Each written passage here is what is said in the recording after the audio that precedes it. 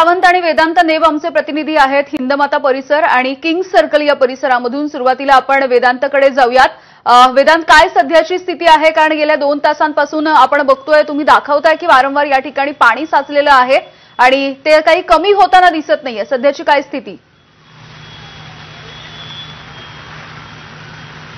यामिनी आपण top angle view जर बघितला तर इथे कळेल की कशा प्रकारे अडचणींचा सामना मुंबईकरांना करावा लागतो। कारण संपूर्ण हा परिसर साधारणपणे अर्धा किलोमीटरचा हा परिसर पूर्ण जलमय झालेला आहे आणि उजव्या साईडला जे आपण बघतोय मुंबईकडे जाणारी ही सगळी वाहनं आहेत आणि मोठीच मोठी रांग लागलेली आहे। कारण पुढे पाणी साचलेलं आहे आणि त्यामुळे बस असतील किंवा कार असतील किंवा मग दुचाकी असतील त्या बंद पडतात आणि त्यातनं मार्ग काढतोय। आपण पुढे बघतो पाणी साचलेलं आहे, त्यातनं कशा प्रकारे दुचाकी ओढत नेत काही जण आपल्याला पाहायला मिळतात, तर दुसरीकडे बस सुद्धा बंद पडतात आणि त्यामुळे खूप आपण बघितलं तर त्रास सहन करत हा मार्ग पुढे काढावा लागतो आणि पुढेही 2-3 तास असा पाऊस सुरू राहणार आहे। आपण बघतो दोन्ही बाजूनी पंपिंग स्टेशन्स आहेत, मात्र पावसाचा जोर कमी होत नाही आणि त्यामुळे पाण्याचा निचरा या किंग सर्कलचा होत नाही आणि त्यामुळे मोठी रांग अगदी सायन सर्कल पासून ते पुढे किंग सर्कल आणि मग दादर परिसरात अशीच रांग आपल्याला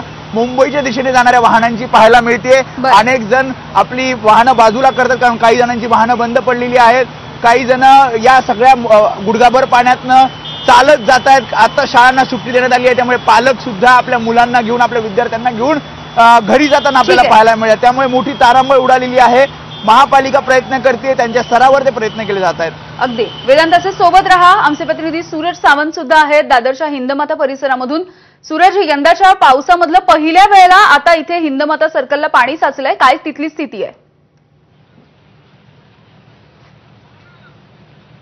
यामिनी, नक्कीच हिंदमाता या ठिकाणी ज्या पाण्याच्या टाक्या काढण्यात आल्या होत्या आणि त्यामुळे तिथे पाण्याचा निचरा हा सहजरित्या होताना आपल्याला पाहायला मिळत होतं। मात्र आता पहिल्यांदाच हिंदमाता हे देखील पाण्याखाली गेलेला आहे।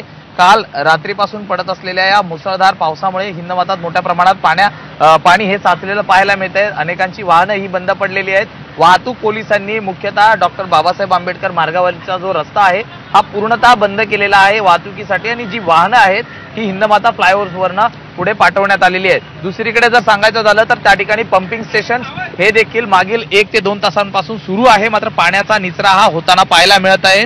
पालिका प्रशासनाकडनं देखील मुख्यतः खबरदारी घेण्यात आलेली आहे। दादर परिसरात मोठ्या प्रमाणात शाळा आहेत आणि या शाळांना सुट्टी दिल्यामुळे कुठेतरी पालक हे आपल्या जे मुलांना घरी नेताना देखील त्यांना तारेवरची कसरत करावी लागते, कारण मोठ्या प्रमाणात या ठिकाणी पाणी साचत असल्यामुळे अनेक ठिकाणी हे मॅनहोल्स उघडे केले जातात पाण्याचा निचरा करण्यासाठी। त्यामुळे या पावसाच्या पाण्यातनं वाट काढताना नागरिकांना नाहक त्रासाला सामोरं जावं लागतंय। आज पडलेला जो मुसळधार पाऊस आहे याचे परिणाम हे दादर परिसरात मोठ्या प्रमाणात पाहायला मिळत आहेत। लोकल सेवा ही देखील विस्कळीत झालेली आहे, 10 ते 15 मिनिटांनी उशिरा आहे काही ठिकाणी।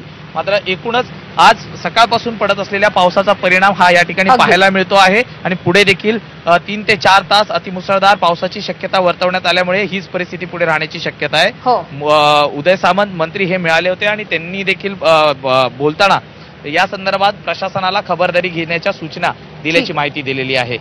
अगदी, तर आपण दादरच्या हिंदमाता परिसरामधली आणि किंग्स सर्कल सायन इथून हा आढावा बघत होतो।